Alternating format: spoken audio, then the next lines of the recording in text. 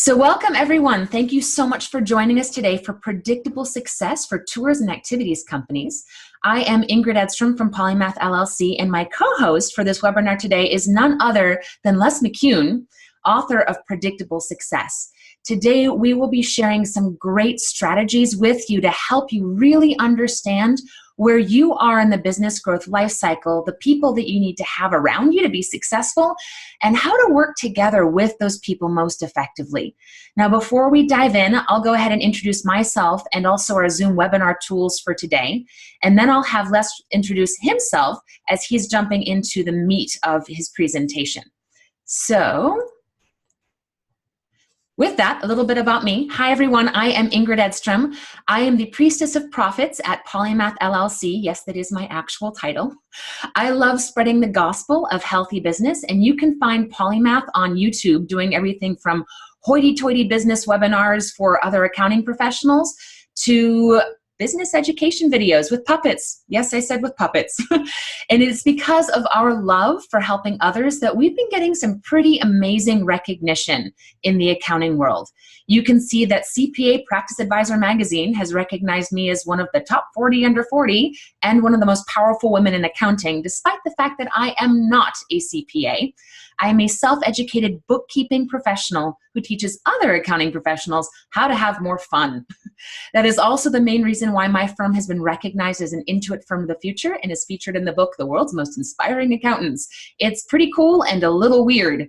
My business partner, Vanessa, and I are total nerds who actually love accounting. We also love travel. Those two things together are like chocolate and peanut butter to us. We love tour entrepreneurs. You are adventurous, curious, free spirits who deeply care about our world and the people in it. We chose to specialize in tours and activities businesses because we love working with entrepreneurs who love what they do, who enjoy learning new things, and who enjoy developing real relationships through their amazing work. We love supporting the businesses that help us to experience all of the wonder and adventure in the world around us. So I want to thank each of you for being here with us today. Our vision at Polymath is to make the world a better place built upon a foundation of thriving small businesses. Helping your business succeed and helping you follow your dreams fulfills my greater purpose on this planet. We learned a lot of this stuff so that you don't have to. You don't have to learn to be an accountant to have a good understanding of your business finances, just like you don't need to be a human resources specialist to begin to have a grasp of what people you can partner with to really help you reach your company's top potential. So before we dive in, a little bit of quick housekeeping. We want to make sure that everyone is comfortable using the tools in our Zoom webinar today. We particularly want to make sure that you know where the chat is. Now, since we're sharing screen, your chat button may be either at the bottom of your Zoom window if you have multiple windows open, or it may be hiding at the top of your screen in a little hidden control bar. We recommend keeping that chat window open during our time together today so that you can post questions for us as we go. To make sure that everyone has a really good understanding of those chat tools, please take a moment now to just post where you're calling in from. So in the chat window, be sure to use the drop-down menu to include all panelists and attendees. That way everyone can see your comments and benefit from your thoughts, not just the two of us. That's always tons of fun. So we've got Puerto Rico, Northern Kentucky, Seattle, New Orleans, BC, Canada. Fantastic. People from all over the world today. Pennsylvania. Welcome. South Dakota. So with that, I'm going to go ahead and hand the reins over to Les to introduce himself and to dive into this juicy education that we have for you today. Thank you so much for being here with us today, Les. Oh, and I will be getting to the questions when we get through the end of the presentation.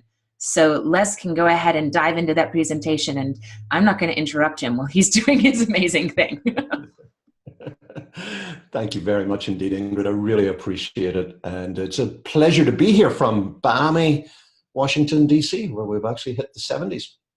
I'm going to switch the screen share right now so that I can let you see the material that I'm going to be going through.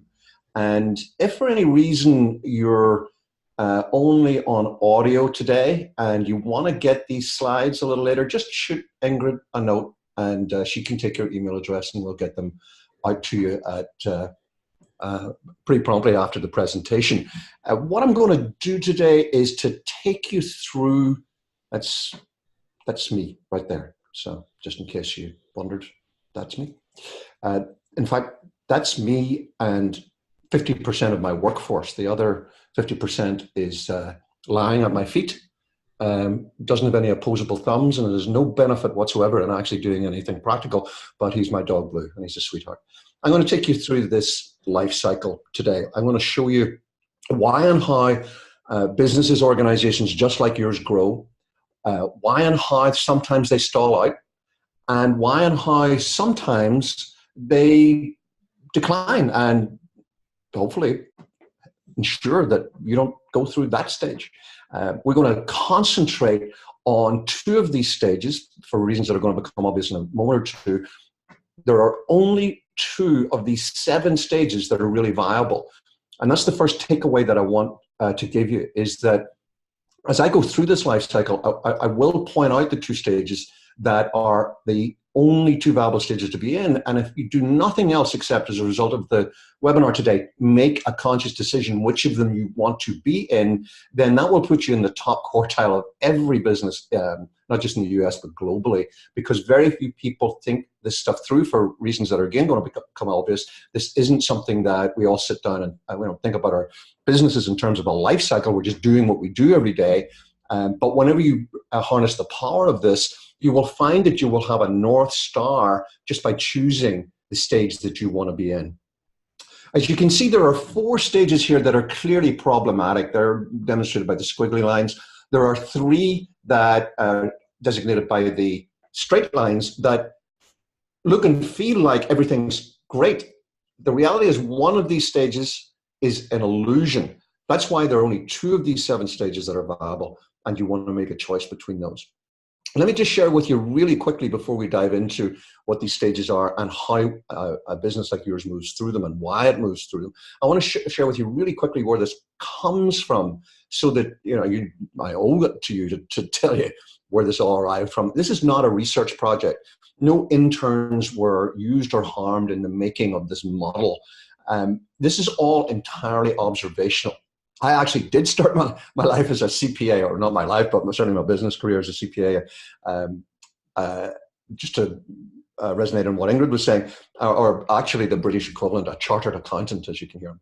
I'm not from these parts. I'm originally from the UK, though I am now a US citizen. I've been here 20 years, but my accent has decided not to fully relocate. But in the first third of my business, when I got qualified as a CPA, I pretty much immediately just got involved in consulting and trying to help people grow their businesses. And I got a really good reputation for helping people back in the UK start businesses and grow them. And people started to ask me if I would actually participate with them actively in their startup teams in helping them start businesses. And so before I was 35 years of age, I started, along with other people, 42 businesses. 2 of those 42 were failures, and I learned an enormous amount from them. But in the successes, I saw certain repeating patterns over and over and over again. This is mostly done at the bottom left side of this life cycle in the startup stage. I then spent the middle part of my career, I won't track through all of this for you in detail, but I ran an international, a global, what would now be called an incubation company, helping businesses not just get launched, but grow into 2nd, 3rd, 4th stage growth. And that's where I began to see the rest of these patterns play out that I'm going to share with you. If you see literally thousands of businesses going through similar things, you begin to realize that some of this becomes predictable. And I'm going to show you those predictable patterns today. So let's get started on this. Let's start with the very first of these 7 stages. I call it early struggle because that's what it is. It's a struggle to find a very specific thing, a profitable, sustainable market. That's what we're struggling to find. It typically is a 2 to 5 year, on average, a 3-year period of time. There's a huge generalization. But by and large, year 1, we spend it in denial before eventually realizing what we thought the market wanted, they don't. Year 2, we retool from all of the stuff that we've painfully learned. And year 3, we begin to get traction with our new product or new service or revised or enhanced product or service offering. And so it's typically a 3-year period of time. Can be longer for manufacturing businesses, can be a lot shorter for service companies. But the most important thing to bear in mind is that this race against time to find a profitable, sustainable market only lasts 3 years or so for those that get through it. There's a massive mortality rate in early struggle. Over 80% of all new ventures don't make it through the early struggle stage. They die before the 3 years is up. Very high mortality rate. And I'm going to share with you 2 specific reasons for this. One is the lack of a ruthless focus on finding that profitable, sustainable market. One of the things that a lot of us who teach and write and consult to the business world, one of the disservices we've done in the last probably 20 years or so, is that we've glorified the startup phase. We've made the concept of startups incredibly sexy, and it's really cool to be a startup. You know what? There's only one strategy if you're a startup, and that's to stop being one. You have got to get out of this stage. That doesn't mean to say that you don't want to retain many of the positive characteristics of startups. You know, have a great culture. Absolutely, but you want to find your profitable, sustainable market, because otherwise you're going to die in due course. You'll run out of resource. Now, before I come to the second reason as to why there's a high mortality rate in early struggle, why am I spending so much time here when most of you, your business is well past this?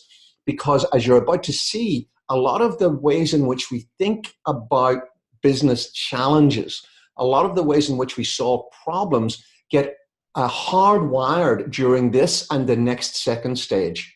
And they are hardwired because they're the right things to do in these early stages. The difficulty is they become not the right thing to do in later stages. And I want to illustrate those for you. But first, I've got to lay the platform here. So bear with me as I go through a little bit of what is your past history. It'll help understand the challenges that you're facing right now. And final thing, I see the chat blowing up with great Q&As. And I love that. Please keep them coming. I'm going to take all of them at the end. Just because the model is pretty holistic and we have a lot to get through. So I'm going to go through them and then we're going to take all the questions and answers right at the end. I promise we will answer all of them. If we don't get them all on this particular webinar, I will make sure that Ingrid gets the information required for me to get a personal answer out to you. So here we are in early struggle, high mortality rate. We've seen one reason for that high mortality rate is not having a ruthless focus on finding a profitable, sustainable market. The second reason for high mortality rate is when there isn't this person right at the outset. Every successful business that gets into the second stage here, which we'll talk about in just a minute or two, has got someone at the outset who I call the visionary. This is somebody who thinks long term. They're often charismatic, not necessarily that sort of florid, outgoing charisma. Sometimes it can just be like a steely charisma. But you typically know a founder whenever you're talking with them, a visionary founder. You can tell they've got this steeliness. They're good communicators. Again, not necessarily the gift of the gab, as us Irish say. They've just got a way of communicating their vision, which, as we'll see in a second, it enthralls other people who want to work with them in realizing that vision. They're visual thinkers. They're creative. They're clearly risk takers. They're also very resilient. They get knocked down, they get back up again, get knocked down, they get back up again. That's the main thing that gets the business through this very difficult early struggle stage. But here's the thing about visionaries. Visionaries are very, very enthusiastic and totally committed to whatever it is that they put their eyes on until they see a squirrel. And then their attention gets distracted to the next exciting thing. I don't know if you've ever seen that Disney movie, Up.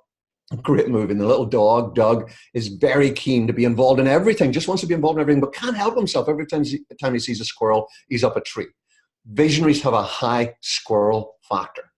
Some people call it the shiny new ball syndrome. Can't help the attraction of something new. And that's because they are essentially starters. Visionaries get a release of endorphins by thinking, imagining something new That's when they're at their highest sense of point of fulfillment, and they don't really want to get involved in all of the nitty gritty. They can do it if they have to, but they'd rather not. And so what happens early on, typically right at the outset, is that the visionary aligns themselves with this second character here. They go find themselves somebody that I call the operator. And the operator is simply this: a ruthless task finisher. A ruthless finisher. They just get stuff done. We go back to our visionary for a moment. You see all of these descriptors that we're using for them. Our visionary, our operator doesn't get all of that stuff and wouldn't thank you for them. They would think of it as just hyperbole. A good operator is just somebody who gets something done. And this combination of a visionary, has the ideas, has the vision, and an operator, and then it becomes more than one operator, 2 operators, 3 operators, 4 operators out there making it happen, is what propels the business into the second stage, this stage I call fun. You have to have both the visionary and the operator to get here in fun. And fun is essentially the first growth stage of the organization. And it's the first of our 2 viable states to be in. Fun, as you might imagine from the name of it, is just that. It's great fun. We're here having fun. Why are we having fun? Mostly because it's not early struggle. Early struggle is a bit like getting up in the morning, finding a sharp corner and banging your head against it. It's an existential, tough stage. In early struggle, you're chasing cash all of the time. You're just trying to get the bills paid while you try to find that profitable, sustainable market.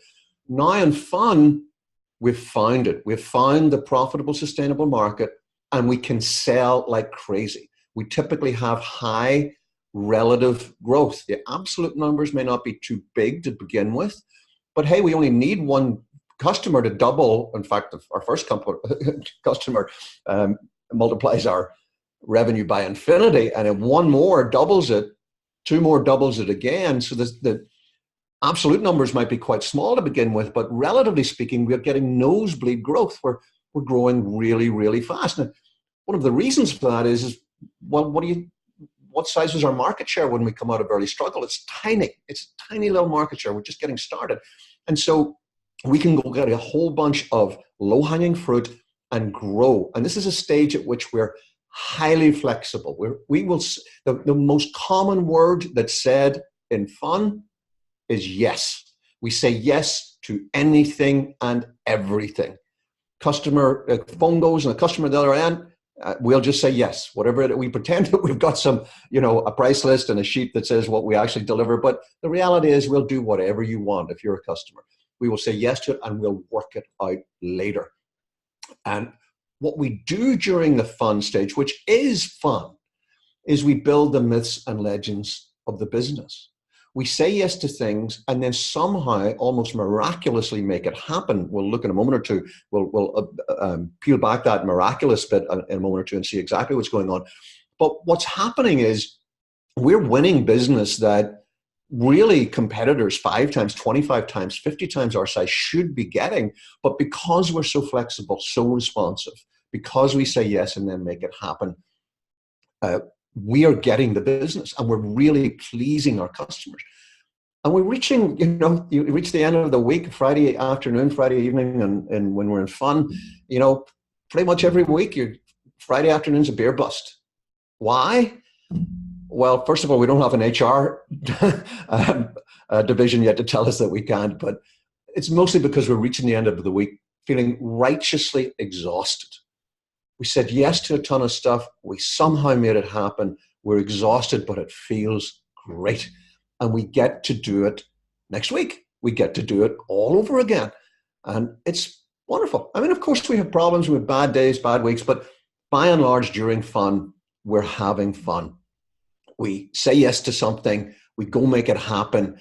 And years later, those are the tales that people are going to tell when we hit some of the later stages of growth. People are going to start talking about back in the day. They're going to say, do you remember when? And it's this stage in fun that they're talking about when they say that. Do you remember that time We flew to Philadelphia and just a whiff of the possibility of a piece of business, didn't know how we were going to get it. It should have gone to Jones and Company, our biggest competitor, but we remember the two of us stayed up all night in that horrible hotel room and we got caffeinated and you wrote that PowerPoint deck and we went in and knocked it out of the park. Those are the myths and legends that we're building during fun. And one other thing that's happening in fun is what I call the rise of the big dogs. And essentially, the big dogs are operators who develop a very strong sweat equity in the business. Typically, the actual ownership is with the visionary. The big dogs, however, build a sweat equity because they are the people who are coming in evenings, weekends, curtailing their vacations, missing out on their kids' school functions because they're working all the hours that come in order to deliver on those yeses that we say. Now, fun is wonderful. And as I say, it's one of the two viable stages to stay in. But something happens very naturally during fun, which will propel the business out of it. And that is the growing complexity that comes with this very success.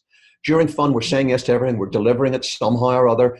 We're flexible. We please our customers. And so we grow and we grow and we grow. And every day, just a little bit more each day, we're growing, we're growing, we're growing, and we're growing in complexity. We add people. We add product lines. We add some service components. We maybe add locations. We're beginning to do more.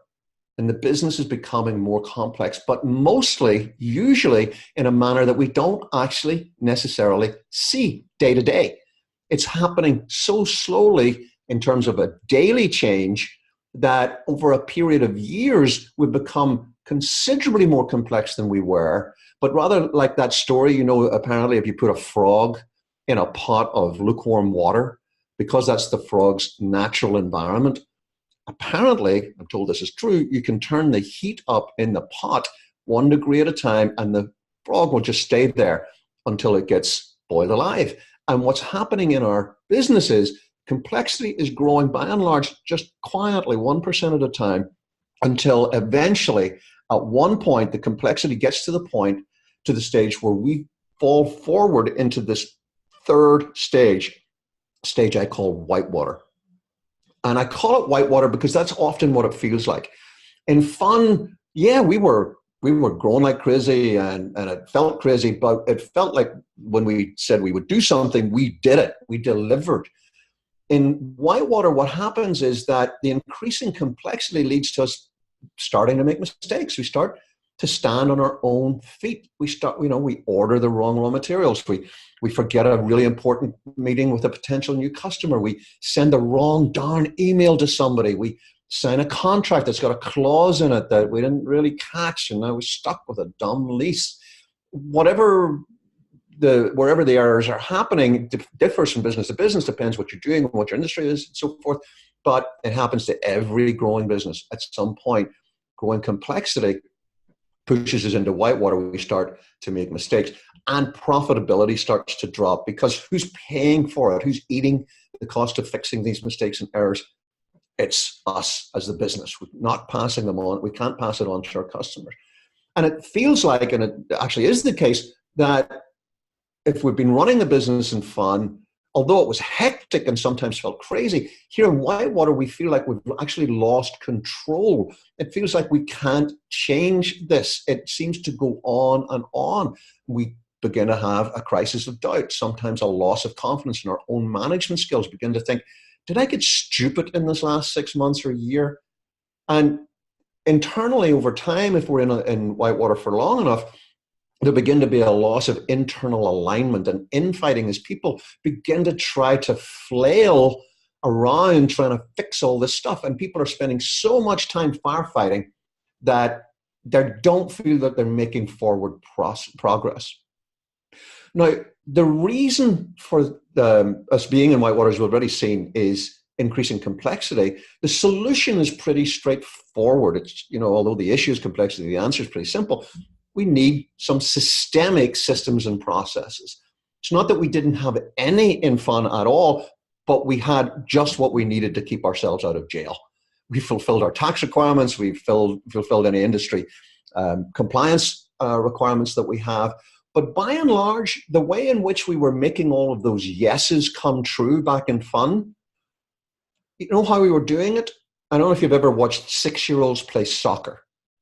It's flock ball, right? There's just this one pile of 22 players, and that includes both goalkeepers. There's just this one big pile, and the ball is underneath there somewhere, and wherever the ball goes, this flock of people go, and there's a dust cloud above them, and the whole bunch of players run around the field. That's essentially how we deliver in fun. We play flock ball. We just turn whatever attention we need on whatever needs done. We put massive effort into it, and we make it happen. Now in Whitewater, for the first time, we need to put some systems and processes in place. Now, I just want you to think for a second or two, if we can go back here for a moment, about who we've got have been running the business highly successfully in fun for many years. Got a visionary and many operators. What do you think our visionary and operators are like in terms of designing and then adhering to systems and processes? Well, I can tell you, they're not great at it. It's not that they can't intellectually put their minds to it. They're clever people. You're listening to me here. I'm one of them myself. We've all been there, visionaries and operators. We've run a successful business in fun. But the number one reason visionaries start businesses in the first place is for freedom and autonomy. Survey after survey comes number one every time. The reason I started this business is for freedom and autonomy. One definition of an entrepreneur is somebody who stopped working 40 hours a week for somebody else to work 80 hours a week for themselves. Sure, I'm working like crazy, but I'm doing it in my own terms and in my own way. And operators are ruthless task finishers. They go through breeze block walls to get things done. They're not going to sit back and fill in your darn spreadsheet. They're not going to write this out in triplicate. They just do stuff. And so what happens typically is that when we first hit Whitewater, the visionary and the processor, intelligent people being very successful, they know business, they may design some systems and processes, but when it comes to adhering to them, they find it incredibly difficult. It drives them crazy. And it only takes one customer having a major problem for them to go back into fun mode, which is flock ball. Let's just go make it happen. And so what happens is eventually the visionary and the operator realize this is not our scene. We're not good at this.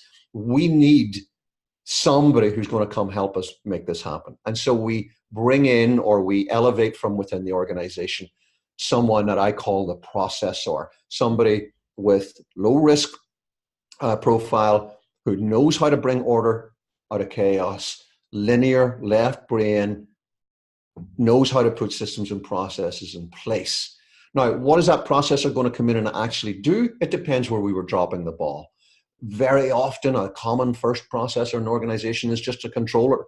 We need to get on top of our numbers. I mean, we got a bad fright in Whitewater, realized we were losing money hand over fist, didn't know that because we didn't have good numbers, so we needed a controller. Or perhaps it's HR. HR is often a leading processor role to come in.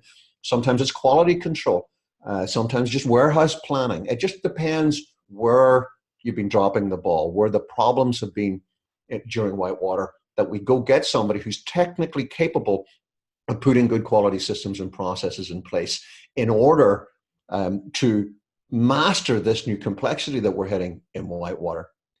I just want you to think about these relationships for a moment or two, about how our visionary, operator, and processor will work together in Whitewater. Like, don't forget, the visionary and many of the operators will have been working together, some of them since the inception of the business, certainly many of them for a long time. They've put a lot of success in the rearview mirror. They've built, don't forget, visionary and operators built the myths and legends of the business some years back. And I want you to think what happens then whenever the processor comes in during Whitewater and starts putting systems and processes in place. Putting systems and processes in place is not a quick fix. It's a medium to long-term thing to do, to actually put the systems and processes in place and then adhere to them. And what begins to happen is that things actually get worse initially when our processor comes in before they begin to get better. And it's during that dip, during that stage whenever things feel like they're getting worse, that often the visionary and operator can begin to look at the processor and feel, you're just making this worse. This was bad. We brought you in, and now it's worse. And we start to talk about back in the day. We start to talk about, why can't we just go back to fun? Why can't we just go back to the way we were? And I want to show you a couple of reasons why the visionary and operator are finding the arrival of the new processor a little difficult.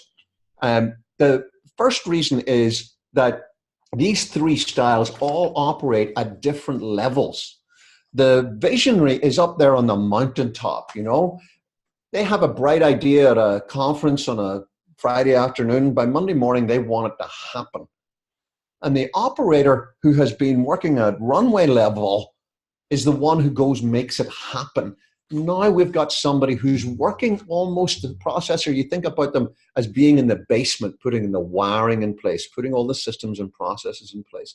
And that means that while the processor is doing all of this, they are almost non-visible to the visionary often. The visionary is often working through the operator in order to get the work done that they imagine the processor is doing, but they're not seeing it directly.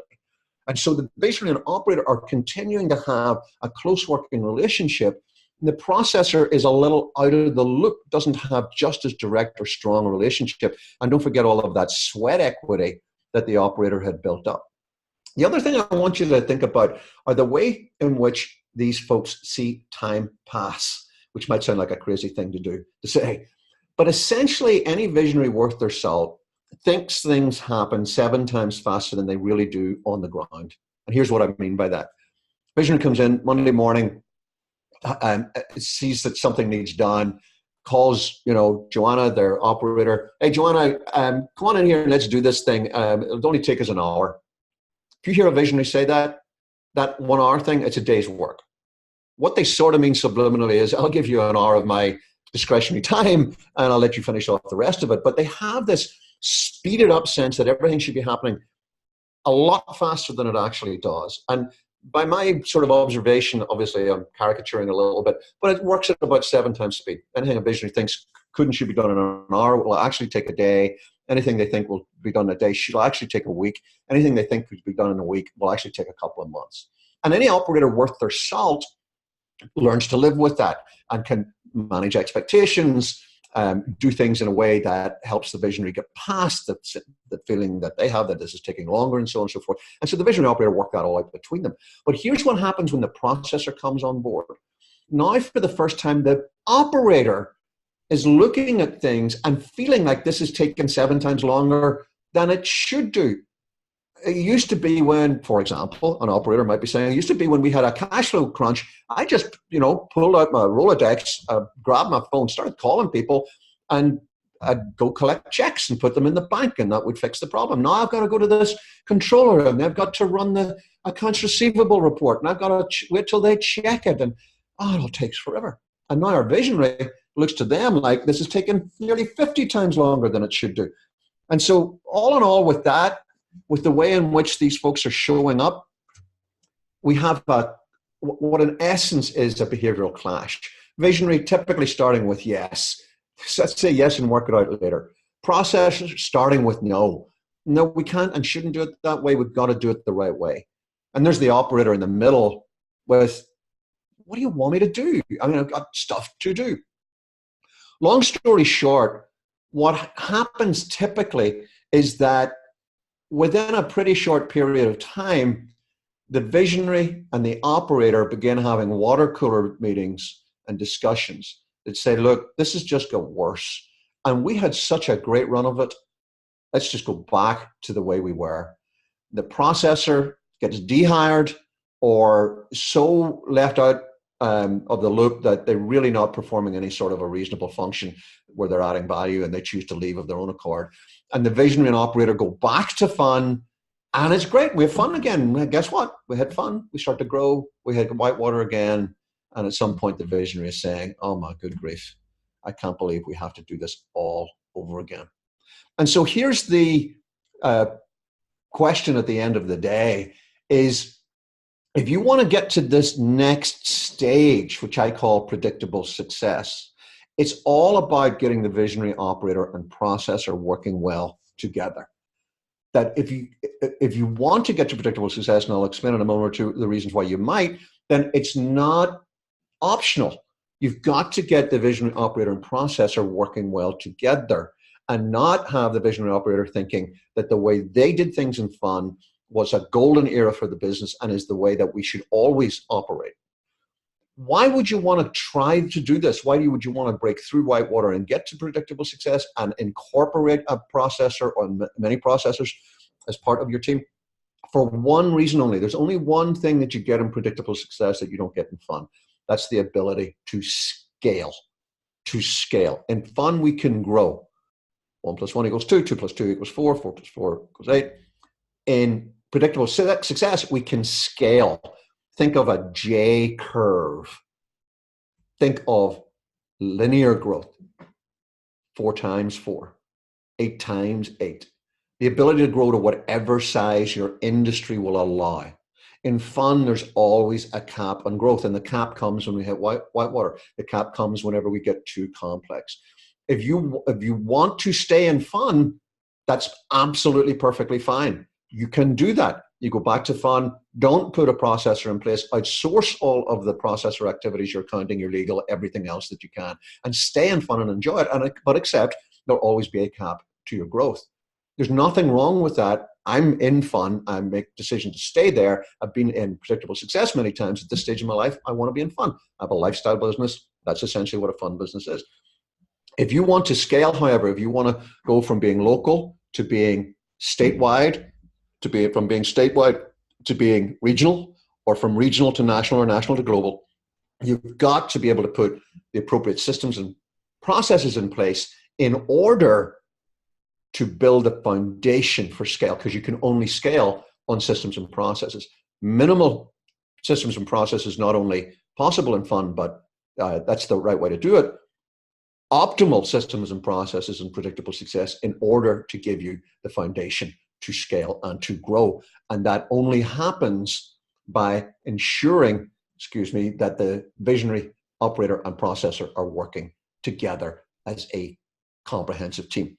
Now, if we do the right things, unlike human aging, we should be able to stay in predictable success indefinitely. I have a number of clients who've been in predictable success for many decades, and it's possible to do that. But what happens in most organizations is that having just done something that was painful, but really, really good in the long run, i.e. bring in systems and processes, what tends to happen is we keep doing that. We put more systems and processes in place until we get to the point where we fall into this decline stage, which I call treadmill. And I'm going to go through the decline stages really quickly to get us to some Q&A.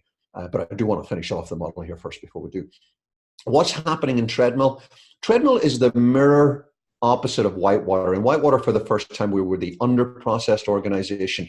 Now in treadmill, for the first time, we're the over-processed organization. Simply put, we're overemphasizing process. Form has become more important than function. Filling in the checklist is more important than what the checklist is there to do. The ability for us to take, as an organization, to take risks begins to get brittle. Creativity begins to decline. We're in endless meetings.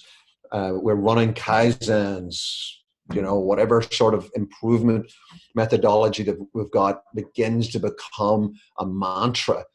But the good news is that in treadmill, we can self-diagnose.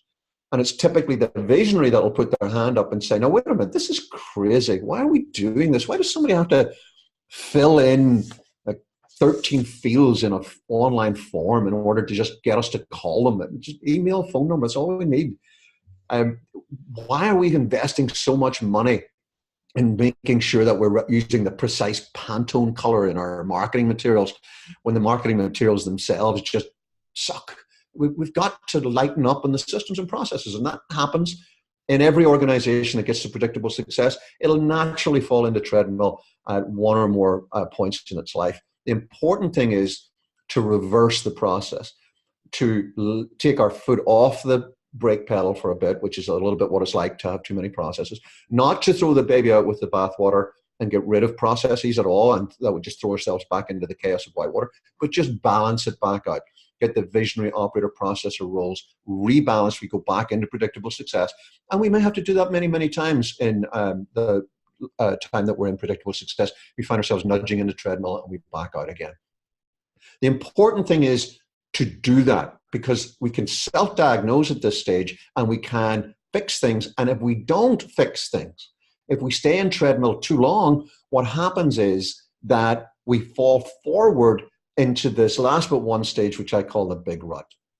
And what's happening in the big rut, just the same as treadmill, we're hugely over-processed, but we've lost the ability to self-diagnose. The reason for that is that typically at this point, this is when the visionary will have left. The visionary will either have sold the business completely to somebody else, or they'll have booted themselves upstairs to become chairman emeritus or something like that.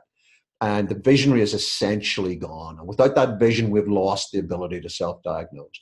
And although I'm showing the big rut as a precipitous decline, it's actually typically not that at all. It's typically a long, slow slide into irrelevancy. Why a long, slow slide? Because we've been in predictable success and made a boatload of money. We've been in treadmill, and you can make a lot of money in treadmill as well. And we've got a really strong balance sheet. I think Microsoft fell into the big rut probably 4 or 5 years ago, not going away anytime soon, but it's in a long, slow slide to irrelevancy. Harvard University, client of mine, been in the big rut for over 100 years, but it's got $33 billion in near cash. It's not going away anywhere soon, but it's on a long, slow slide into irrelevancy. And the most important point about the big rut is that you cannot self-diagnose. We've lost the ability to self-diagnose. The reason it's not shown as a squiggly line, it's shown as a straight line, is that actually it's a big comfort zone for everybody working there. Not a lot happens, and there's no challenge function, and customers are a bit of a pain in the neck, but hey, we get on with it. And we clock in every day and clock back out. What happens is that now the visionary's gone, the operator is going to go pretty much immediately afterwards, and that's going to leave the processor making sure that the business goes bust precisely on time. And that's exactly what happens. The organization will eventually, if you hit the big rut, it's inevitable. It may take a long time. It may take decades. It may take a generation, but the organization will fall into the final stage, which I call death rattle. And I call it that because it looks like something's happening, but it's just a flailing around of a business being put to bed.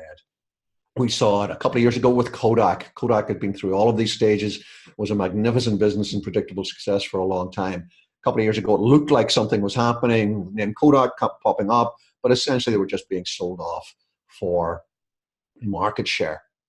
Now, that's the model. I want to just spend the last 4 minutes talking about one final aspect of what I've seen. Don't forget, this is observational. It's what I've seen happen in successful companies. And then I'm going to finish the presentation, and Ingrid's going to come back with some info that she has for you, and then she and I are going to take your questions. But let me add this final perspective, and it's this, that what I've seen in organizations that have been in predictable success for a prolonged period of time is that they develop internally at senior leadership a fourth learned style. The visionary operator processor styles are all natural styles. We're born with being a degree of visionary operator processor. Many of us, more than one of those styles. The Synergist style is a learned style. And it's a style that learns to synthesize, harmonize the visionary operator processor role.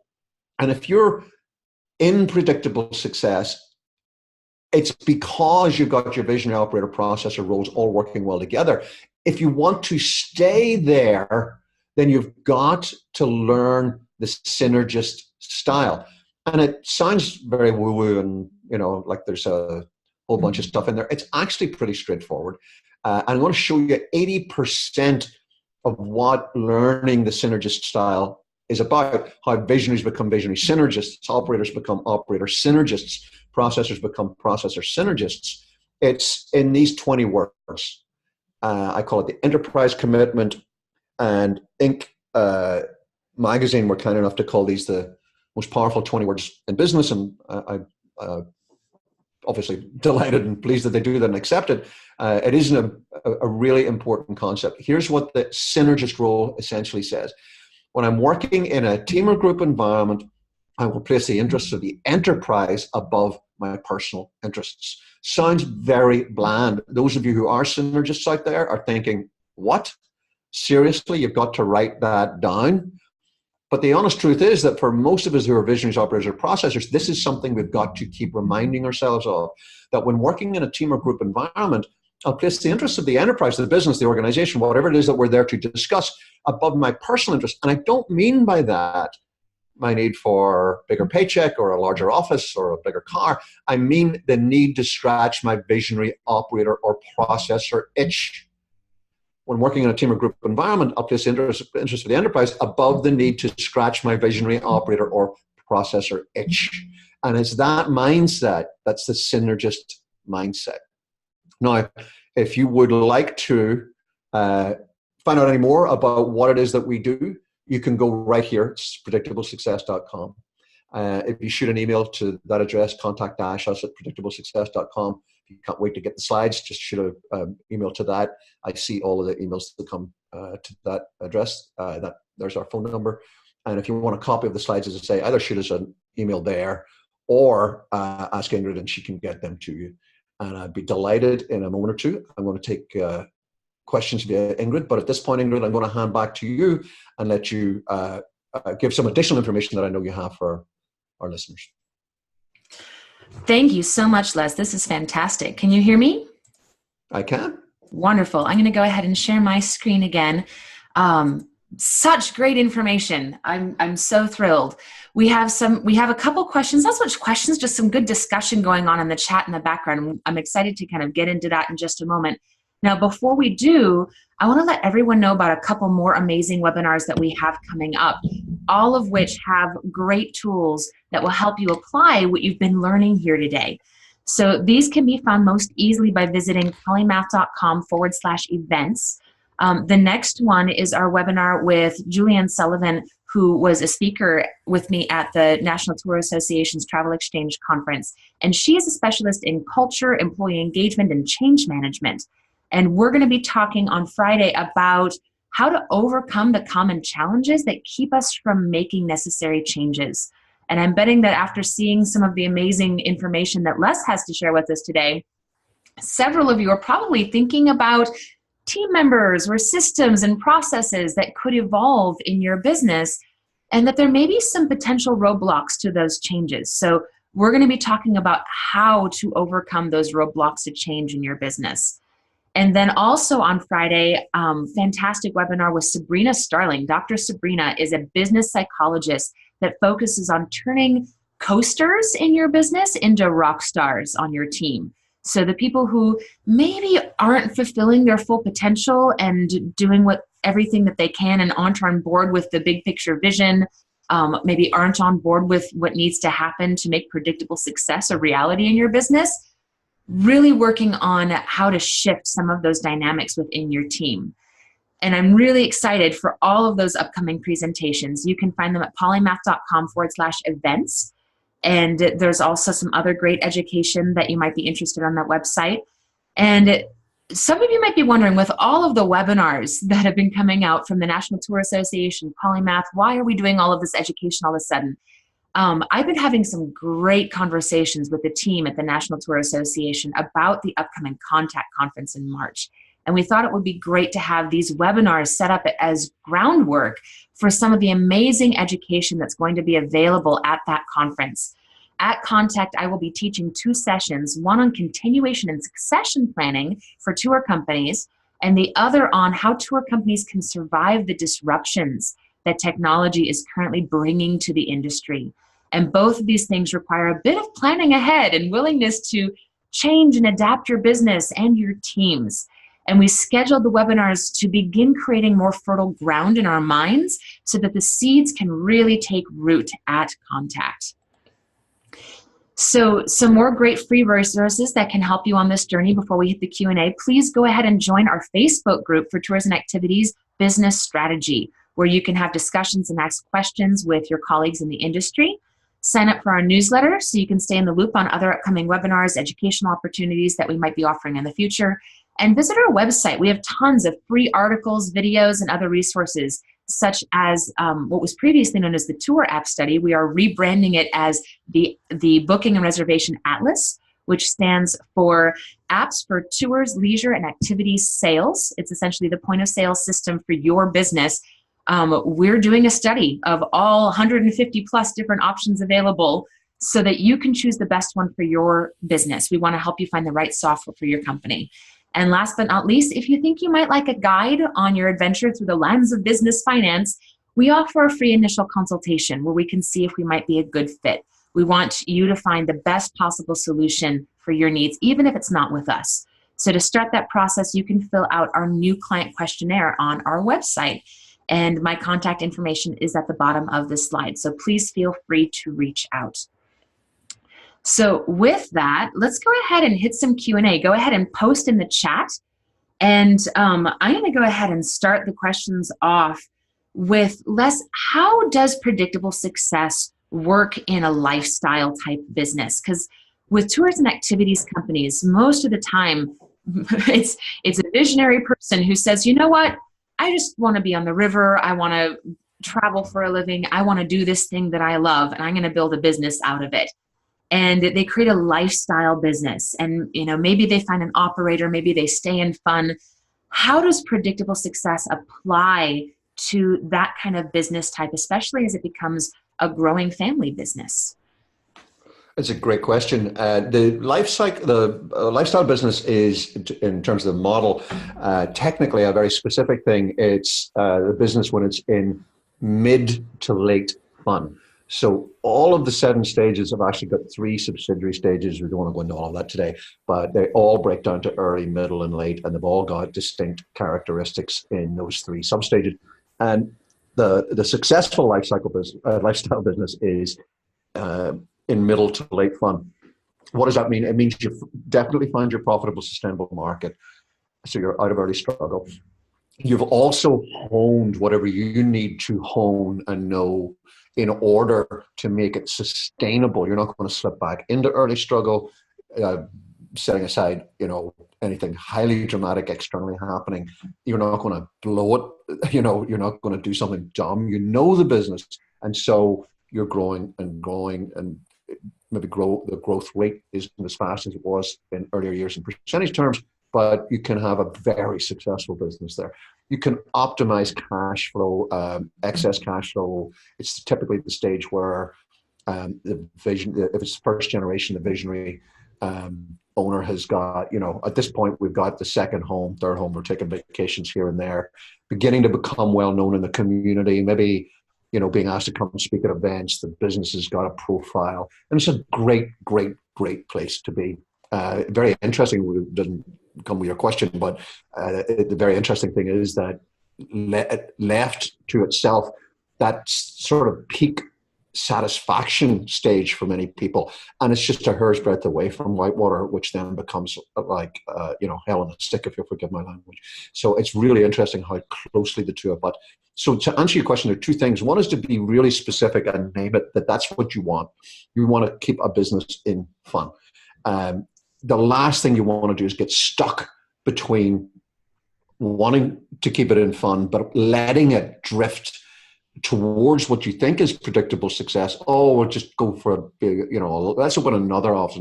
I'll give you a specific example in a second or 2. And before you know it, you're in that no man's land of Whitewater.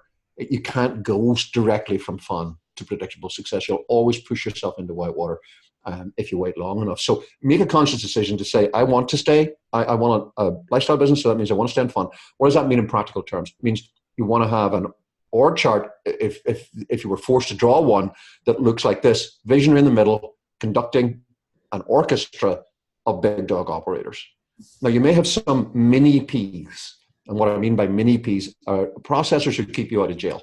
So people who just do what's necessary to keep you on the right side of process.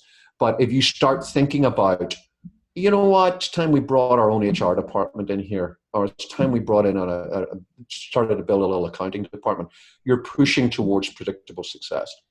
And that's one of the signs of the break point between a true lifestyle business and one that's drifting up towards predictable success, is a true lifestyle business will outsource just about as much as it possibly can of non-core process. You can not only hire, but should hire in and manage internally your core process. And what I mean by that is whatever you do, the specific thing you do to make money. So I know we're talking about 2 hours here, but I mean, the simple example is if you're running a dental practice, you want to have the processes to do with dentistry down, but you don't want your legal, marketing, accounting to be under your own roof. So be really, really ruthless about that. That's fantastic. So it sounds like lifestyle businesses can stay lifestyle businesses and stay mom and pop shops so long as they're really intentional about staying there. Now, what do they do as far as their continuation succession plan? Do they just, when they're done being in the business, plan on ending it? Well, you've got the same options that you would have if you were to push the business into predictable success, just your exit multiple is going to be different. That is part of the problem with a lifestyle business is if you don't have obvious family succession, then you're going to get a lower multiple if you sell it or try to sell it when you decide to exit, because you will be so central to the success of that business. And that's the definition of a lifestyle business is, here are 1 or 2 people and they are the business in a very large sense. And it's just the other side of the coin. You can't separate the two. And it's one of the reasons that people, I think, sometimes get a little befuddled and end up getting themselves stuck in Whitewater is to say, okay, let's get this business to the point where it's not dependent on me so that we can sell it for a bigger amount of money whenever we decide to exit, because people always are going to pay more for a business that's self-sustainable than for one that's highly dependent on a couple of individuals. And what does that mean in practical terms? It means you've got to put some systems and processes in place. You have to start training a whole bunch of people. You're making a decision to move towards predictable success. And not a darn thing wrong with that, but make that decision. So if you're going to stay on fun, if you've got family succession, that's one thing. But if you don't, you just got to accept you're probably not going to get the same multiple in exiting as you would have if you push the business into predictable success. Right. Well, and family succession, I think, is a bit more common in the tourism activities industry than a lot of other industries, because these kids grew up traveling and they grew up seeing how their parents lived and, more in the business and part of that business. So how does it work when the visionary who started the business is perhaps retiring and the kiddo who's taking over the business is an operator or a processor? How do they need to restructure in that situation to keep the business running? Well, what I will do is I'll tell you on a totally judgment-free basis and not applicable to any of our folks on the webinar with us here. I'm just going to repeat to you what actually happens in the sense that I've seen it a gazillion times. The most common pattern is businesses started by a visionary. Sometimes it's a couple visionary. One is visionary, the other is the operator. The second generation, the first bunch of kids, typically are operators because they've been drilled to do that from day one. Come in here, you pay your dues. The founder owner says, I'm the visionary. Don't tell me how to run the business. You come in here and you do what I tell you, work your time, blah, blah, blah, blah. And they get forced into an operator role. And what that means then is that when, first of all, there's an awful lot of heat and light about the actual transition. I mean, it's a god-awful process in most cases, as I'm sure you've witnessed. It's just, if it's not planned, structured, and particularly if there isn't someone who's making accountability happen here, the act of getting the visionary to get their clammy hands off of the business and let the successor run it is typically a dreadful process, because visionaries find it very hard to let go. But let's assume that we make that happen. The business then moves into operator role. Typically takes less risk, but it does, just execute. If there is a transition to third generation, it's almost always to a processor role. And at that point, the business becomes one that's just hanging in there, won't necessarily be generating a lot of added value. And if it continues beyond a third generation, that's usually some form of a miracle. Now, I'm not saying there aren't well-known exceptions to that, of course there are, but that's broadly what happens. And I will tell you, the honest truth is that what I tell most people who come to me to talk about succession planning is, I want the first thing for you to do is to go away separately, all parties involved here, parents and the kids, and just spend some time on the mountaintop and make sure that you wouldn't be happier spending the time and energy decorating the business and selling it for its best possible value, because the act of succession is really, really tough. It's not an easy process. But to be really positive on that point, what needs to happen is that the next generation stepping up needs to bring both the visionary and operator role very consciously. And sometimes what that means is, bringing another brother or a sister or a cousin or somebody that you know, or maybe even just somebody who's been very close to you or to the business for some years, who've got a visionary mindset, and getting them involved in the business. What doesn't work is letting the founder visionary, even though they have sold out or theoretically passed on the business to another generation, continue to act as the de facto visionary. When I hear phrases like, oh yeah, the old man still comes in 3 days a week, I just know this is not going to work. There's no long-term future in that. Fantastic. So I do want to wrap up because we are a minute past, and I want to make sure to respect everyone's time. And I want to point out that we did get the link for the Predictable Success Styles quiz posted, so you can find out which personality style you fit into by clicking the link that is in the chat, and that's getpredictablesuccess.com/styles-quiz. And I'll also put that in the description on the YouTube for the replay so that people can find that link easily. Les, before we hop off, do you want to tell us a little bit about your books and your online program, so that if people want to learn more about predictable success and take part in some of your amazing tools that you have online, they know where to find those? Sure. The simplest way, just go to predictablesuccess.com. You'll end up going down a rabbit hole with all of that at predictablesuccess.com. You'll see all of our online programs. You'll have links to those and my 4 books. Wonderful. Thanks so much, Les, for joining us today. I really, really appreciate getting all this wonderful information directly from the creator of Predictable Success. And thank you to each of our participants for joining us. And be sure to sign up for the webinars on Friday and register for contact before it's too late. We really want to help to bring this education to tourism activities businesses so we can help you grow and thrive, and focus on bringing you the education that will help you bring all these amazing and beautiful experiences to our lives. I think we're all set. I think we hit all the questions in the chat. So thanks so much, Les, and have a great day, everyone.